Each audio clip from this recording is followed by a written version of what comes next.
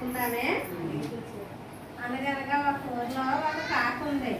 ఆ కాకి బాగా దాహం వేసింది. ఎందుకంటే బాగా ఎండలు కాస్తున్నాయి, మండు వేసవి కదా, ఎక్కడా నీళ్లు దొరకలేదు. ఇలా ఎగురుకుంటూ కొండలు గుట్టలు అన్నీ చూసింది.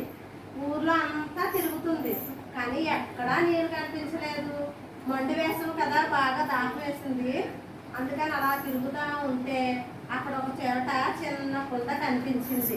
అబ్బా, కుండ కనిపించింది, నేను వెళ్ళి తొందరగా ఆ నీళ్ళు తాగేసి దాహం తీర్చుకుంటానని తొందరగా ఎగురుకుంటూ వెళ్ళి ఆ కుండ మీద వాలి ఇలా మూసి పెట్టింది కుండలో. కానీ ఆ నీళ్ళు దాని మూతికి అందలేదు. ఎందువల్ల?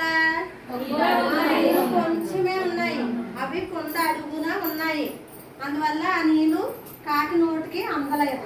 అందకపోతే అయ్యో అని ఎలాగా ఈ నీళ్ళు నేను ఎలా తాగాలి అని చుట్టూ చూసింది. ఆ కుండ కొంచెం దూరంలో అక్కడ గులకరాలు కనిపించింది. అప్పుడు ఆ గులకరాలు ఒక రాయి తెచ్చేసింది, అలా ఇంకో రాయి తెచ్చేసింది.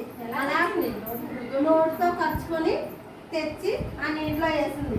అలాగా ఒకరాయి నీటిలో వేయగా అప్పుడు నీళ్లు పైకి వచ్చాయి. రాగానే అప్పుడు ఆ కుండలో నీళ్లు పైకి రాగానే నీళ్లు కడుపు నిండా తాగి సంతోషంగా ఎదుర్కొంది.